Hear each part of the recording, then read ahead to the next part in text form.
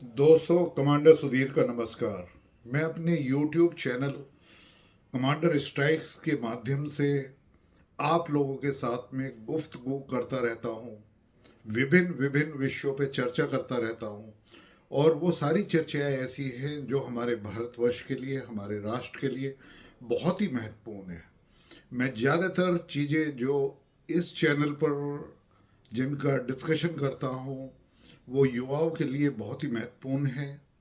और उनको जानना चाहिए, उनको इंटरेस्ट लेना चाहिए कि क्या महत्वपूर्ण चीज़ें भारतवर्ष में हो रही हैं, जिससे वो एक निर्णायक मार्गदर्शन की ओर बढ़ सके और उनको पता रहे कि भारतवर्ष को किस तरह की अपेक्षाएं हैं अपने यूथ से, किस तरह की उम्मीदें हैं जो एक भारतवर्ष को स्वावलंबी देश बनाने के लिए और फिर एक विकसित भारत 2047 तक बनाने के लिए उसमें अपना पूर्ण योगदान दे सके, अपने जितने भी उनके एफर्ट्स हैं उसकी आहुति वो देश निर्माण के लिए कर सके। दोस्तों, आज आपको ये जानना बहुत ही ज़रूरी है कि भारतवर्ष के मीर जाफर कौन है। मीर जाफर उनको कहा जाता है जो अपने अंदर ही रहकर अपने देश को खुद नुकसान पहुंचाते हैं। तो आज मैं उन्हीं की चर्चा आपसे करना चाहूँगा। आपने देखा होगा कि आज़ादी के टाइम पर ब्रिटिश के साथ मिलके किन लोगों ने इस चीज़ में योगदान दिया कि देश का बंटवारा हो। चाहे तो वो इसलिए हुआ हो कि जो दो पर्सनैलिटीज़ थी वो एक तरह से कास्ट बेसिस पे, रिलीजन के बेसिस पे जो बंटवारा हुआ कि एक भारतवर्ष इंडिया को लीड करना चाहती थी और दूसरा पाकिस्तान को लीड करना चाहता था। और उनके जो गुरु थे, उनके जो एक तरीके से जो उनका मार्गदर्शन कर रहे थे, जो कांग्रेस के अधिवेशन में जहां पर सरदार पटेल को सबसे ज़्यादा वोट प्राइम मिनिस्टर बनने के लिए मिले, लेकिन उसके बावजूद भी उनको साइड लाइन करके किस तरीके से भारतवर्ष का नेतृत्व एक व्यक्ति को सौंपा गया। तो यहीं से कहानी शुरू होती है कि उस नेता ने किस तरीके से फॉर फ्रीडम ऑफ एक्सप्रेशन पे कैसा आघात किया। इवन अभी तक भारतवर्ष रिपब्लिक भी नहीं बना था, 26 जनवरी 1950 की भी उन्होंने वेट नहीं करी और हमारे संविधान में एक संशोधन लेकर आ गए। इसी तरह से फिर उसके बाद में जो अपीजमेंट पॉलिटिक्स का एक सिलसिला शुरू हुआ वो आप सबको पता है। अब इसी से निकल के आता है, क्योंकि मैं एक तरीके से इंडियन नेवी का वेटरन हूँ, तो मैं बात करना चाहूँगा कुछ मुद्दों पर कि आइए 1962 का वार देखें। तो मेरा कहना ये है, मैंने भी काफ़ी रिसर्च इस टॉपिक पे करी है कि यदि भारतवर्ष के जो प्रधानमंत्री उस टाइम पे थे, यदि वो एक तरह से पंचशील की पॉलिसी को चला के और चाइना पे भरोसा ना करें, हिंदी चीनी भाई भाई का नारे से प्रभावित ना हो, और यदि वार शुरू भी किया था चाइना ने, उस वक्त चाइना के पास में एयरफोर्स नहीं थी, और यदि भारतवर्ष अपनी एयरफोर्स चाइना के खिलाफ प्रयोग करता तो आज भी मेरे दिमाग में एक क्वेश्चन उठता है, ये सवाल उठता है और हर भारतवासी के दिमाग में एक क्वेश्चन उठता है कि तत्कालीन प्रधानमंत्री ने क्यों अपनी एयरफोर्स को प्रयोग नहीं किया चाइना के खिलाफ। उसने इसका अपोजिशन क्यों नहीं किया कि चाइना ने जो एग्रेशन किया तिब्बत में और तिब्बत को टेक ओवर किया, उसी टाइम पे हमें अपनी एयरफोर्स और अपनी आर्मी का चाइना के खिलाफ प्रयोग करना चाहिए था और उसका एक तरीके से जो कब्जा चाइना ने तिब्बत को करा वो उस वक्त हम उसको रोक सकते थे। उसी वक्त जो है हमारी आज़ादी के टाइम पर जब नेपाल हमारे में मिलना चाहता था, तो नेपाल को भारतवर्ष में ना मिलाकर जो एक तरीके से फिर एक जो बड़ी गलती करी, तो ये दूसरा एक ऐसा उदाहरण सामने आता है कि भारतवर्ष में क्या क्या गलती हमारे राष्ट्र के खिलाफ हुई है। मैं ये नहीं कहना चाहूँगा कि वो गलतियाँ क्यों हुई, क्या उसके पीछे मोटिव था, क्योंकि वो आप सब लोग समझ सकते हैं। तो चाइना के खिलाफ जो हमने एरिया खोया अक्षय चीन का, वो बहुत ही महत्वपूर्ण इलाका है। उसमें कोई घास नहीं उगता, लेकिन उसमें जिस तरीके से मिनरल्स के हैं, जिस तरीके से उसकी स्ट्रेटेजिक जियोपॉलिटिक्स इंपॉर्टेंस है, वो बहुत ही महत्वपूर्ण थी। और तत्कालीन प्रधानमंत्री ने कहा कि not even a stand of grass grows there, what happens if it has gone to China. ये उनका स्टेटमेंट पार्लियामेंट के अंदर, ये कितना दुर्भाग्यपूर्ण भारतवर्ष के लिए रहा होगा कि जब एक प्रधानमंत्री ने इस तरीके का स्टेटमेंट हमारे पार्लियामेंट में दिया हो। दोस्तों, आज मुझे बड़ा आघात पहुंचता है कि इस तरह के निर्णय क्यों हुए। और इसी तरीके से 1948 में हमने Gilgit and PoK, Pakistan occupied को, और गिलगिट बाल्टिस्तान को किस तरीके से हमने पाकिस्तान के कब्जे में रहने दिया। और फिर आता है उसी वक्त का एक मुद्दा, किस तरीके से 370 को, आर्टिकल को किस तरीके से वो कॉन्स्टिट्यूशन में लाया गया। और कॉन्स्टिट्यूशन में नहीं, वो एक तरीके से टेम्परेरी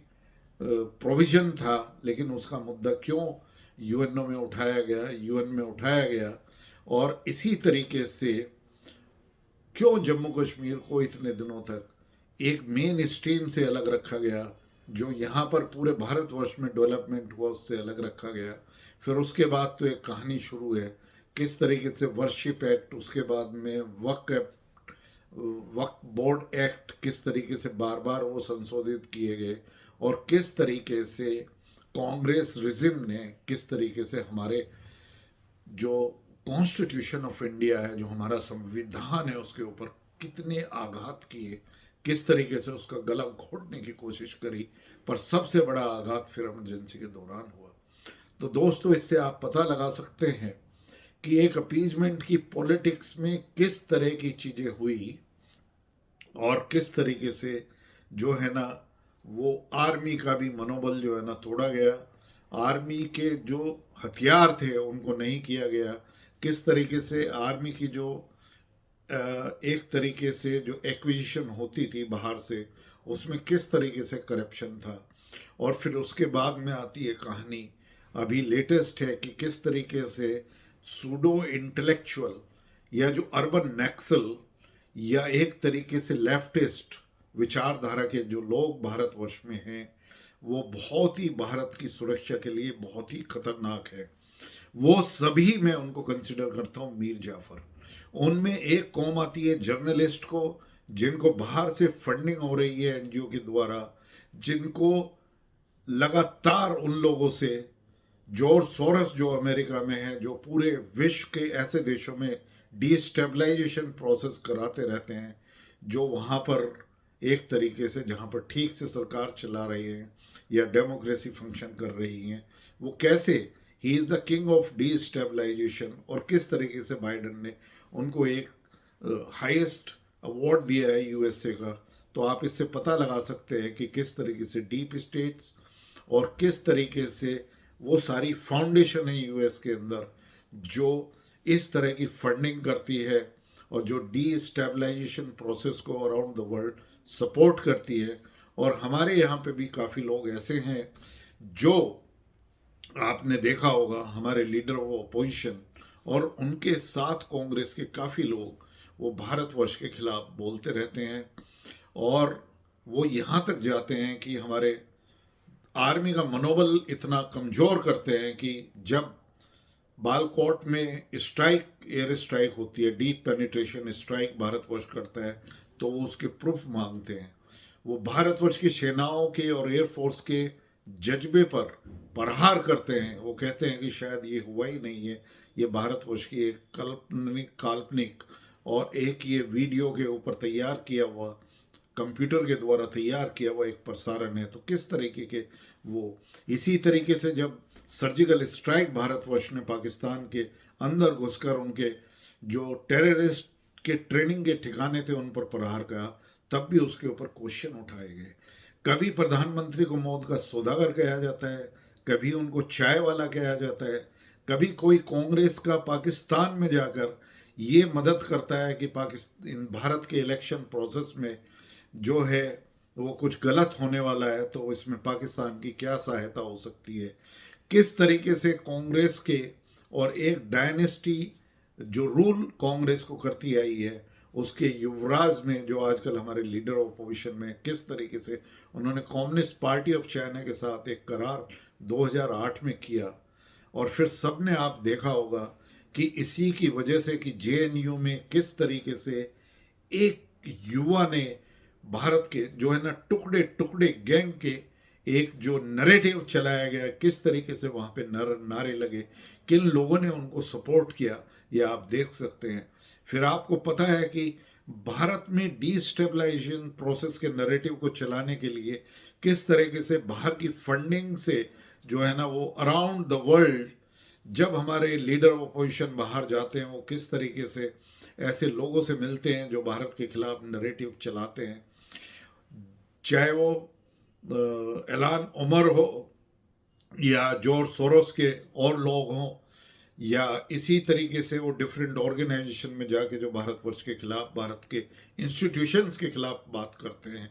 और देशों से स्पेशली यूएस से और यूरोपियन कंट्रीज से कहते हैं कि भारतवर्ष में डेमोक्रेसी को खतरा है, भारत के इंस्टीट्यूशंस वो सारे बिल्कुल डेमोक्रेटिकली फंक्शन नहीं कर रहे हैं, तो आप इसमें मदद करें वहाँ पर किसी तरीके से चेंज लाने की। और फिर सबसे बड़ा आपने देखा होगा कि किस तरीके से अरविंद केजरीवाल जो एक अनार्किस्ट है और जिनका अभी पता चल गया है कि वो करप्शन में किस तरीके से लिप्त हैं, किस तरीके से उन्होंने खालिस्तान मूवमेंट को जो है ना सपोर्ट किया है, और वो किस तरीके से उन्होंने शाहीन बाग के जो दंगे करवाए जिसमें हमारे एक बहुत ही युवा हमारे पुलिस इंस्पेक्टर का उसमें एक आम आदमी के एमएलए ने उनका मर्डर कराया, किस तरीके से उसने अभी भी रिसेंटली पुलिस को धमकी दी है कि यदि आप यहाँ पर आए तो आपको पता भी नहीं चलेगा कि मेरी एक आवाज़ पर, मेरी एक कॉल पर इतने लोग इकट्ठे हो जाएंगे। कोई प्रधानमंत्री की बोटी बोटी करता है, कोई बोलता है कि भारतवर्ष में एक बार पुलिस हटा लो और हमें सिर्फ 15 मिनट का वक्त दो, और हैदराबाद से आह्वान करता है कि हम जो है ना फिर देखना कि हिंदुओं का क्या होगा। कोई सहारनपुर में बोलता है कि हम प्रधानमंत्री की बोटी बोटी करते हैं। कोई कहता है, एक जो बहुत ही कांग्रेस के वरिष्ठ वकील भी हैं, सुप्रीम कोर्ट में भी उनकी वकालत है, वो कहते हैं कि भारतवर्ष में भी जैसे बांग्लादेश में स्टूडेंट एजिटेशन हुआ है और वहाँ पे डिस्टेबलाइजेशन का जो प्रोसेस चला है, इस तरह की गतिविधियाँ भारतवर्ष में भी हो सकती हैं। और फिर सबसे बड़ी बात यह है कि हमारे किस तरीके से इमेच्योरिटी को दिखाकर जो हमारे कांग्रेस के जो हमारे लीडर ऑफ अपोजिशन है वो कहते हैं कि मेरी लड़ाई तो शायद भारत स्टेट के खिलाफ ही मैं लड़ाई करना चाहता हूँ, क्योंकि यहाँ के सभी इंस्टीट्यूशन या डेमोक्रेसी बिल्कुल भी फंक्शन नहीं कर रही है। देखिए हमारे जो सीडीएस थे, first CDS late general Bipin Rawat, I should not say late to him because इस तरीके के वॉर हीरो, इस तरीके के जनरल, इस तरीके के हमारे सिपाही, वो हमेशा हमारे दिलों में जिंदा रहते हैं, हमारे दिमाग पे जिंदा रहते हैं। और विपिन रावत जी ने, सीडीएस जो थे फर्स्ट भारतवर्ष के, उन्होंने कहा था कि भारतवर्ष की लड़ाई सिर्फ दो बॉर्डर्स पे नहीं है, दो दुश्मनों के खिलाफ नहीं है, लेकिन 2.5 एक हाफ लड़ाई हमारे इंटरनल दुश्मनों से है। वो भारतवर्ष के अंदर जो दुश्मन बैठे हुए हैं, जो भारत को कास्ट के नाम पर डिवाइड करना चाहते हैं, वो हिंदुओं को छोटी छोटी कास्ट के चक्कर में डालकर डिवाइड करना चाहते हैं, अपीजमेंट की पॉलिटिक्स और माइनॉरिटी वोट को सुनिश्चित करते हैं अपने इरादों से। और जिस तरीके के कॉन्स्टिट्यूशनल अमेंडमेंट उन्होंने 60 सालों तक किए हैं अपीजमेंट की पॉलिटिक्स को सामने रखते हुए, किस तरीके से बड़े बड़े करप्शन उन्होंने किए हैं, तो दोस्तों जरा आप सोचिए। और अभी तो फिर जो है वो यूएस की डीप स्टेट और जॉर्ज सोरोस और क्लिंटन फाउंडेशन या रॉकफेलर फाउंडेशन या फोर्ड फाउंडेशन, जो भी लोग हैं करीब, वो कितना पैसा वो प्रोफेसर यूनिस को सपोर्ट करने के लिए किस तरीके से उनको वहाँ पर लाया गया, और किस तरीके से वहाँ का जो है वो युवा का एजिटेशन कराया गया जिसमें शेख हसीना को बांग्लादेश छोड़ना पड़ा। और फिर यहाँ पर एक नैरेटिव चलाया गया कि भारतवर्ष में भी इसी तरह की घटना हो सकती है, लेकिन भारतवर्ष में इसलिए नहीं हो सकती क्योंकि यहाँ पर बहुत ही डिसाइसिव और बहुत ही बोल्ड लीडरशिप हमारे पास में अवेलेबल है। और वो इसलिए है दोस्तों क्योंकि आपने तीसरी बार लगातार जो है वो प्रधानमंत्री आदरणीय नरेंद्र मोदी जी को अपना लीडर चुना है। एक स्टेबल गवर्नमेंट का आपने चुनाव किया है। आपके इस वोट से भारतवर्ष को स्टेबिलिटी मिली है। भारतवर्ष ने जो पूर्व 10 साढ़े 10 या 11 सालों में जो प्रगति की है वो अभूतपूर्व है, वो आपके सामने है। और वो इसलिए हुआ है क्योंकि 30 वर्ष के बाद 2014 में आपने भारतीय जनता पार्टी की एक डिसाइसिव गवर्नमेंट को बहुत ही मेजॉरिटी के साथ में चुना था। और इसी के कारण जब भारतवर्ष में पॉलिटी एक तरीके से डिसाइसिव होती है तो गवर्नमेंट स्टेबल होती है, तो इस तरह के कार्य हो सके। तो आगे भी आप जरा ध्यान रखिए कि ऐसे लोग जो भारतवर्ष को आगे बढ़ना नहीं देख सकते, वो भारतवर्ष में भी काफ़ी लोग हैं जो सत्ता पर फिर काबिज होना चाहते हैं। ऐसे डायनेस्टिक रूल आपने देखे हैं, जैसे यादव फैमिली जो है वो हमारे मुलायम सिंह यादव, जिनको मुल्ला मुलायम सिंह यादव भी कहा जाता था, क्योंकि उन्होंने जो अयोध्या में राम मंदिर के एजिटेशन में जो लोग आए थे भारतवर्ष से, जो हिंदू वहाँ पर आए थे अर्चना करने के लिए, एक डेमोन्स्ट्रेशन करने के लिए, एक आंदोलन को आगे बढ़ाने के लिए, किस तरह से उन पर गोलियाँ चली और उन्होंने किस तरीके से अपीजमेंट की पॉलिटिक्स को किया, ये सभी आपको पता है। चाहे वो आतिक अहमद हो या मुख्तार अंसारी हो या आजम खान को किस तरीके से उन्होंने आगे बढ़ाया था। मुजफ्फरनगर के दंगे आज भी हमारे जो दिमाग में बिल्कुल जीवित हैं।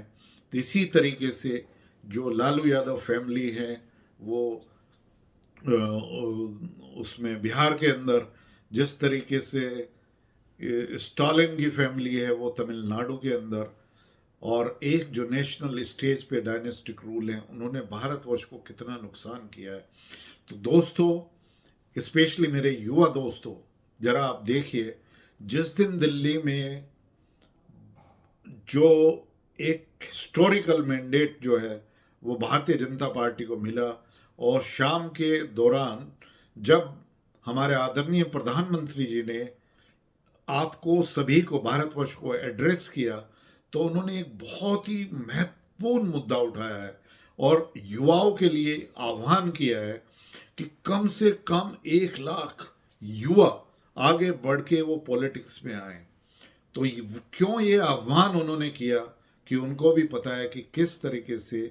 पॉलिटिक्स में काफ़ी ऐसे लोग हैं जो क्रिमिनल बैकग्राउंड के हैं, पॉलिटिक्स में कितने लोग हैं जो करप्शन में लिप्त हैं, पॉलिटिक्स में कितने लोग हैं जो सिर्फ पैसा कमाना, पावर कमाना, पोजीशन कमाने के लिए आते हैं, कितने लोग हैं जो सिक्योरिटी का दुरुपयोग करते हैं, अपने वीआईपी स्टेटस का दुरुपयोग करते हैं, कितने पॉलिटिशियन हैं जिनके नेक्सस से जो हमारे एग्जीक्यूटिव्स हैं, जो गवर्नमेंट ऑफिशियल्स हैं, चाहे उनको बाबूज के हैं या और किसी कैडर के हों, किस तरीके से उनमें बेईमानी है, किस तरीके से उसको पूर्णतः ख़त्म किया जा सकता है। तो इसके लिए पॉलिटिक्स में एक बहुत बड़ा बदलाव आना चाहिए, एक तरीके से रिफॉर्म्स आने चाहिए पॉलिटी में। उसमें चाहे पीपल रिप्रेजेंटेशन एक्ट में बदलाव आए, जो एक चंदा पॉलिटिकल पार्टी लेती है उसको सिर्फ डिजिटल किया जाए। तो ये बहुत ही महत्वपूर्ण मुद्दे हैं। तो उसमें पॉलिटिक्स को क्लीन करने के लिए प्रधानमंत्री जी ने ये बहुत ही महत्वपूर्ण आह्वान किया है। लेकिन उन्होंने साथ साथ कहा है कि जो ऐसे कमिटेड यूथ आ गया है उनको ये नहीं सोचना चाहिए कि देश मेरे लिए क्या करेगा या मुझे इसमें सक्सेस मिलेगी या नहीं, सक्सेस मिले या ना मिले, उनको सोचना है कि हम देश के लिए क्या कर सकते हैं। जिस तरीके से राष्ट्रीय स्वयं सेवक संघ वो भारतवर्ष में एक तरीके से संगठन है जो हमेशा देश के लिए, राष्ट्र प्रेम के लिए, राष्ट्र हित के लिए अपना योगदान देती रहती है, इसी तरीके से ये 1 लाख युवा जो भारतवर्ष की पॉलिटिक्स में आएंगे वो निश्चित रूप से अपना योगदान देंगे। फिर एक बार मैं यही कहना चाहूँगा कि आपको जो भारतवर्ष के अंदर मीर जाफर्स हैं, जो सूडो इंटेलेक्चुअल अपने आप को कहते हैं, जो लुटियन मीडिया के लोग हैं, जो एक तरीके से भारतवर्ष के खिलाफ आर्टिकल लिखते रहते हैं, जो भारतवर्ष के खिलाफ आग उगलते रहते हैं, जो भारतवर्ष के खिलाफ एक नरेटिव झूठा चलाते रहते हैं, जो यूट्यूबर्स की फंडिंग कराते हैं बाहर से, और अपने ऐसे एनजीओ जो भारतवर्ष बाहर से मदद लेकर भारतवर्ष के खिलाफ काम करते हैं, उन सब से आपको बहुत चौकस रहना है। और भारतवर्ष को सुरक्षित बनाने के लिए आपके पास में एक ही हथियार है, जो सबसे मजबूत हथियार है, वो है आपकी वोट। तो जिस तरीके से आप हमारे आदरणीय प्रधानमंत्री को आज तक आप उन्हें बहुत ही अपना सहयोग देते रहे हैं, इसी तरीके से जो उन्होंने आह्वान किया है कि भारतवर्ष में हम सभी को एक रहना है, यदि हम बटेंगे तो कटेंगे, और यदि हम इस तरीके से हमारा अपना फ्यूचर सेफ करना है, यदि हम एक हैं तो हम सेफ हैं। हमारी जो यूनिटी है वो बिल्कुल एक है, पूरा देश हमारा एक है। हमारी डाइवर्सिटी हमारा सबसे बड़ा जो है एक तरीके से हमारी सिविलाइजेशन का महत्वपूर्ण अंग है। हमारा जो अभी आपने देखा हो कि महाकुंभ में करीब करीब 55 करोड़ लोग ऑलरेडी जो है स्नान ले चुके हैं, और आगामी अभी आज जो है 16 तारीख है, आगामी करीब 10 दिन और हैं, और 3 दिन के बाद और एक्सटेंड होगा, तो 10 और 3 13 दिन में मेरे ख्याल से 10 करोड़ लोग और स्नान लेंगे। तो आप देखिए 65 to 70 करोड़ लोग, क्या इतना बड़ा जमघट सनातनियों का जो पूरे विश्व में कहीं हो सकता है, वो हमारे महाकुंभ में हुआ है। आज आपने देखा कि करीब 100 से ऊपर 125-130 देश जो हैं वो क्रिश्चियन कंट्रीज हैं, और 57 के करीब जो है वो करीब मुस्लिम देश हैं,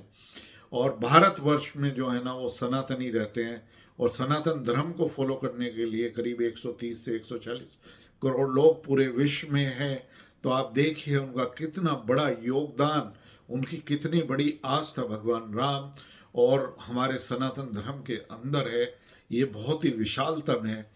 तो मेरे युवाओं और मेरे भारतवासियों, आप जरा इन्हीं मीर जाफर से, जो भारतवर्ष के अंदर मीर जाफर है, उनसे आप चौकस रहें और भारत की सुरक्षा में अपना योगदान देते रहें। अगले एक फिर ऐसी तरह के महत्वपूर्ण मुद्दे पर मैं चर्चा करूंगा। टिल देन, जय हिंद, जय भारत।